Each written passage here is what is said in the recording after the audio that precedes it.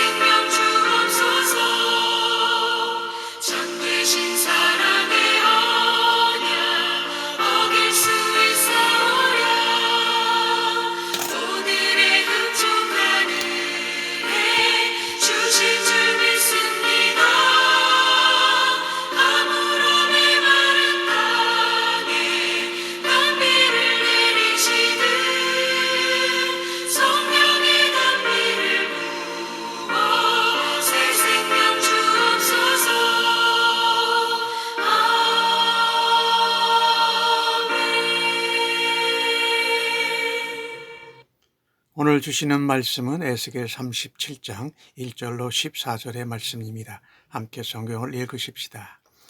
여호와께서 권능으로 내게 임재하시고 그의 영으로 나를 데리고 가서 골짜기 가운데 두셨는데 거기 뼈가 가득하더라.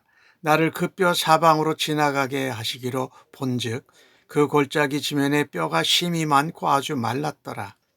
그가 내게 이르시되 인자야 이 뼈들이 능히 살아날 수 있겠느냐 하시기로 내가 대답하되 주 여호와여 주께서 아시나이다. 또 내게 이르시되 너는 이 모든 뼈에게 대언하여 이르기를 너희 마른 뼈들아 여호와의 말씀을 들을지어다. 주 여호와께서 이 뼈들에게 이같이 말씀하시기를 내가 생기를 너희에게 들어게 하리니 너희가 살아나리라. 너희 위에 힘줄이 두고 살을 입히고 가죽으로 덮고 너희 속에 생기를 넣으리니 너희가 살아나리라. 또 내가 여호와인 줄을 너희가 알리라 하셨다 하라. 이에 내가 명령을 따라 대언하니 대언할 때에 소리나고 움직이며 이 뼈 저 뼈가 들어맞아 뼈들이 서로 연결되더라. 또 내가 또 보니 그 뼈에 힘줄이 생기고 살이 오르며 그 위에 가죽이 덮이니 그 속에는 생기가 없더라. 또 내게 이르시되 인자야 너는 생기를 향하여 대언하라.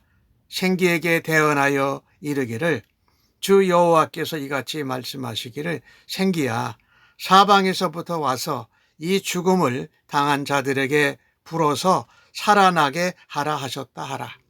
이에 내가 그의 명령대로 대언하였더니 생기가 그들에게 들어가서 그들이 곧 살아나서 일어나 서는데 극히 큰 군대더라. 또 내게 이르시되 인자야 이 뼈들은 이스라엘 온 족속이라. 그들이 이르기를 우리의 뼈들이 말랐고 우리의 소망이 없어졌으니 우리가 다 멸절되었도다 하느니라.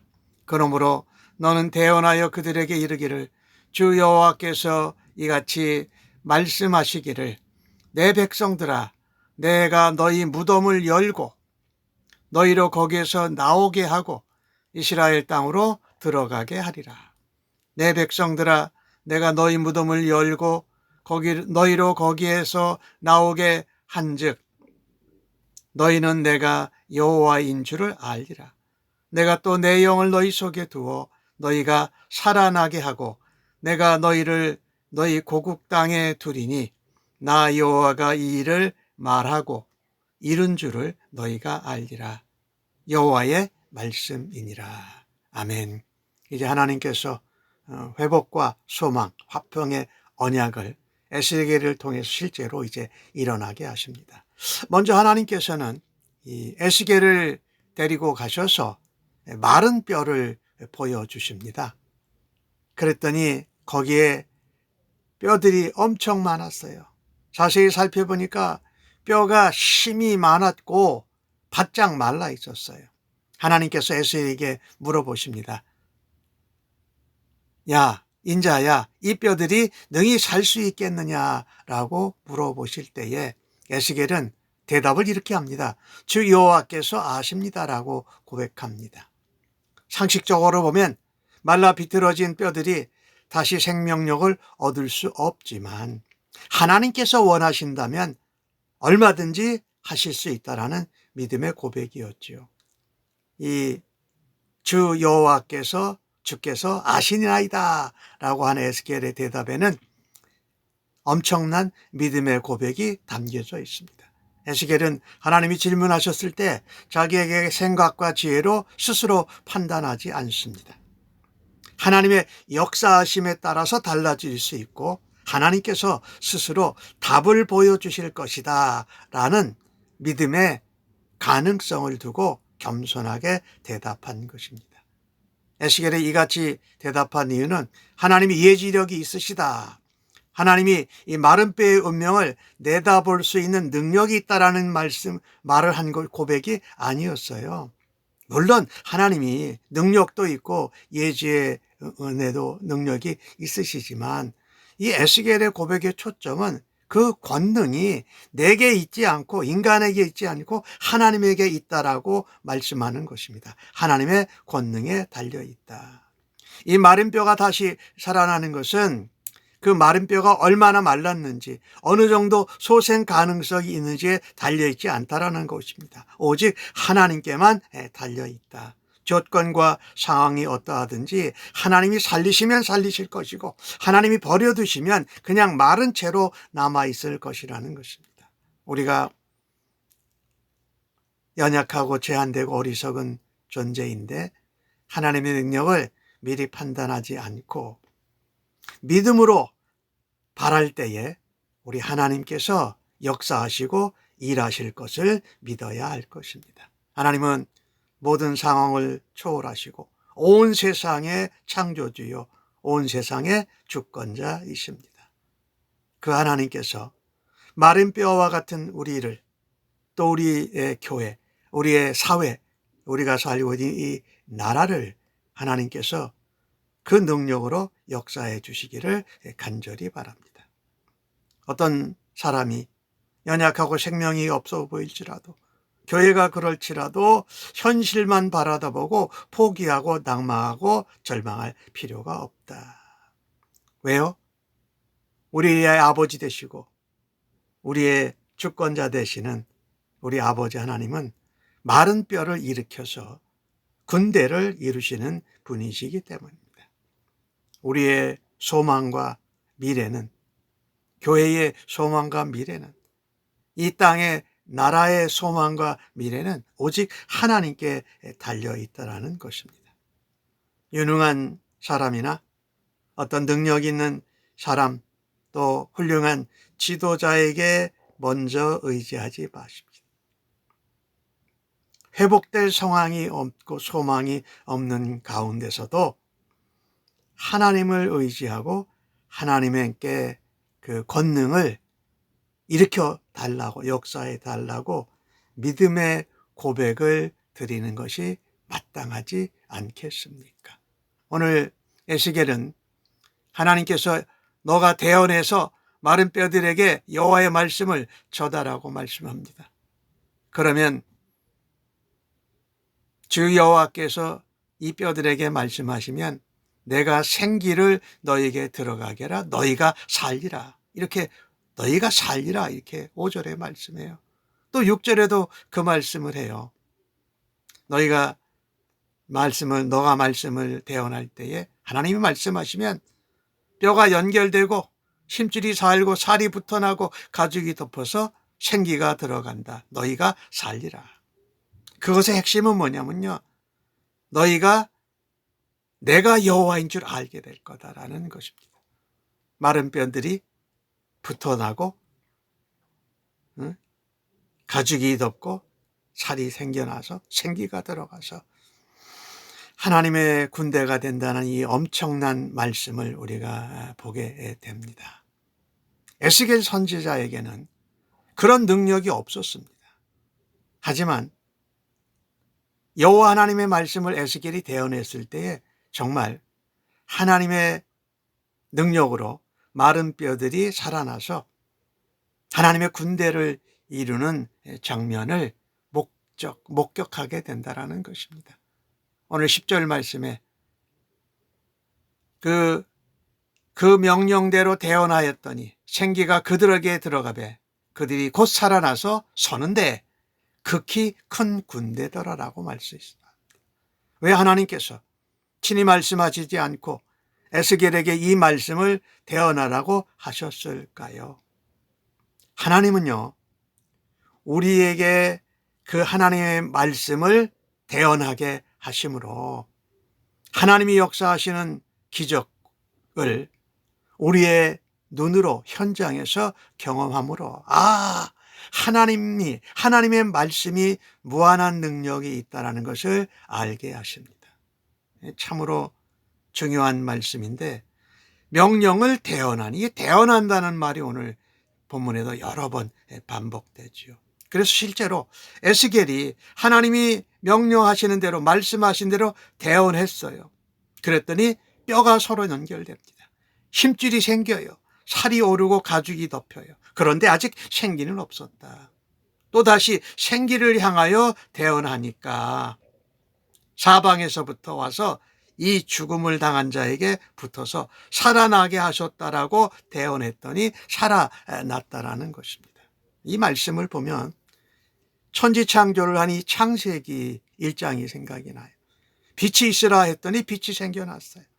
하나님의 말씀으로 창조되었어요. 이렇듯 말씀의 능력은 무한합니다. 에스겔이 여호와의 명령대로 대언할 때에 뼈들이 연결되고 힘줄이 생기고 살과 가죽이 생겨나고 생기가 드러났다. 에스겔이 자신의 말로 이렇게 했다면 결코 이런 일이 일어나지 않았을 것입니다. 그래서 창세기 1장의 말씀과 참 비슷하다. 형태를 갖추게 하고 생기를 불어넣으니 사람이 탄생하게 되는 이 모습을 우리가 알잖아요. 이것을 통해서 하나님의 말씀의 능력, 하나님의 엄청난 권능을 에스겔이 직접 보고 경험하게 되었다라는 것입니다. 하나님은 사람들을, 하나님의 백성들을 그분의 사역에 천지를 다스리고 우리에게 생육하고 번성하고 땅을 다스려 가신 말씀처럼 하나님의 역사에, 하나님의 기적에, 하나님의 사역에 우리를 동참하심으로 하나님 자신을 계시하고 나타내신다라는 것입니다. 그래서 오늘 주신 말씀에 그런 말씀이 나오지요. 3절 말씀에도 에스겔의 고백이 주 여호와께서 아시나이다.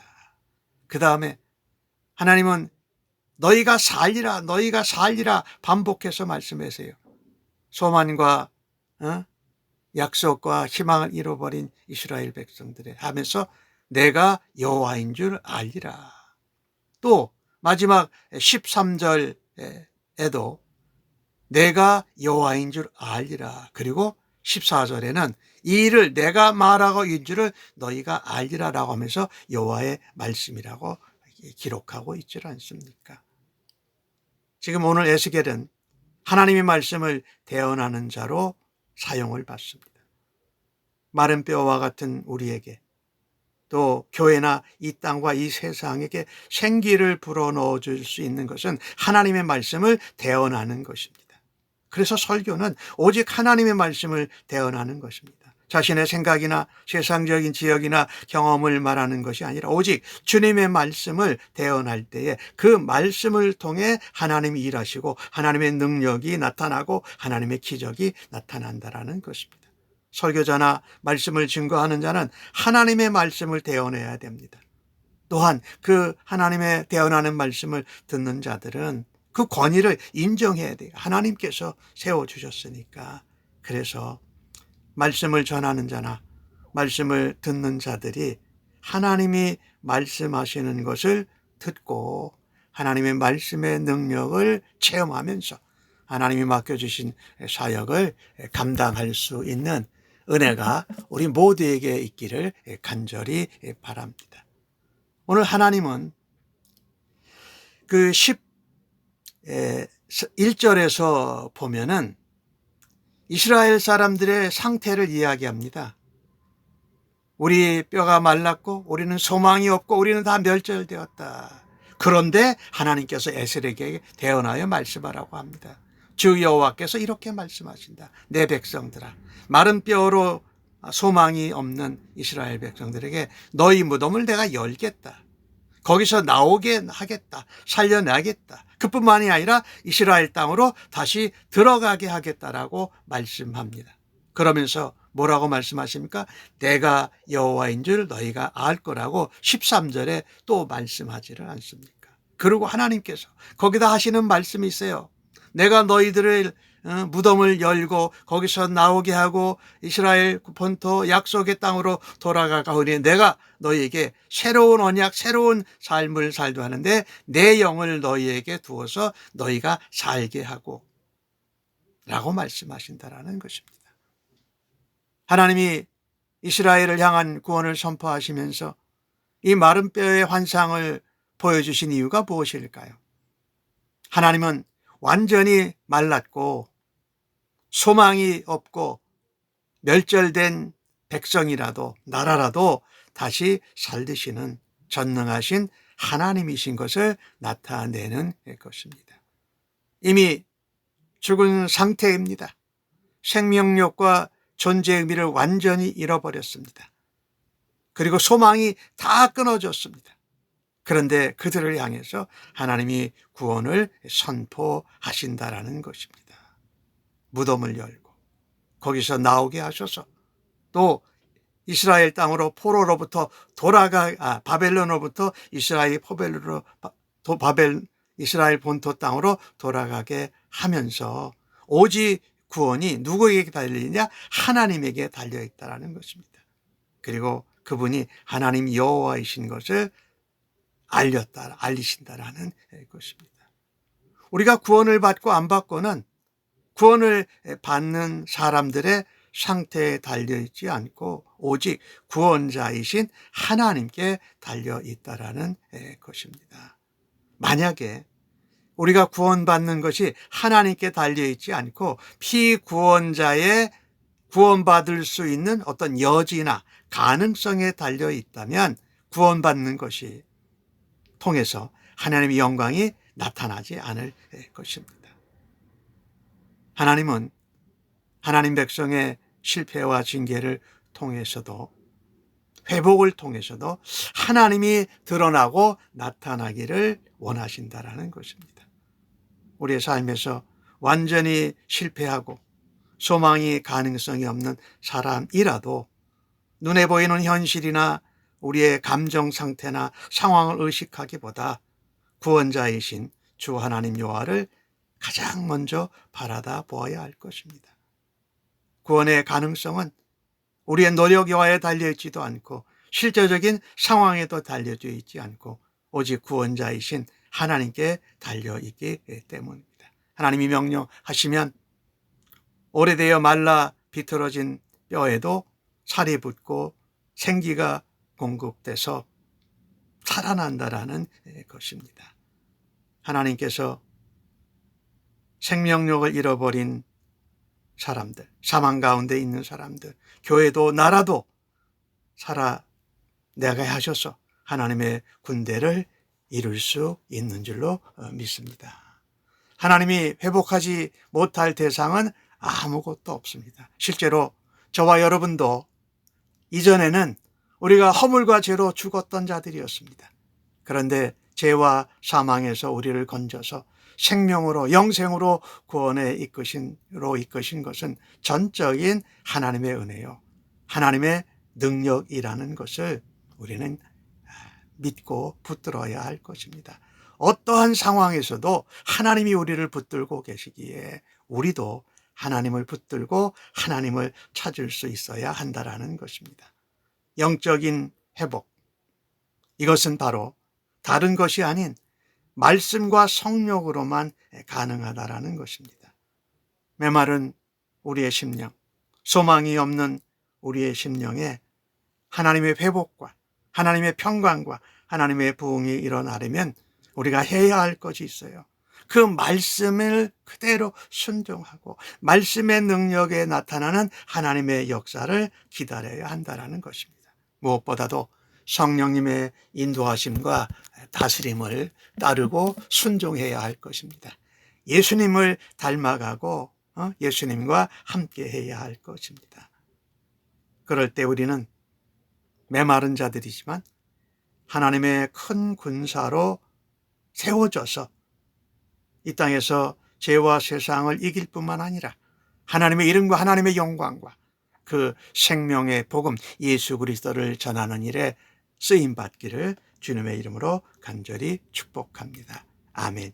기도하겠습니다. 하나님, 마른 뼈에 생기를 불어넣으시는 하나님의 은혜를 감사합니다. 저희들의 메마른 곳을 주님의 생기로 불어넣어 주시고 우리의 심령이 살아나게 하여 주옵소서. 절망 가운데 있는 사람들, 죽음과 같은 어려운 상황에 있는 영혼들, 우리가 살고 있는 나라와 또 주님의 몸된 교회를 주님의 영으로 말씀으로 새롭게 하여 주시옵소서. 그래서 우리가 세상 가운데에서도 주님의 능력과 주님의 은혜와 주님의 놀라운 권능으로 죄악과 맞싸워 승리하게 하여 주시고 하나님이 구원자이시고 하나님이 우리와 함께 하심을 온 세상 열방 족속에게 전하는 하나님의 군대로 사용하여 주옵소서. 감사합니다. 예수님의 이름으로 기도합니다. 아멘.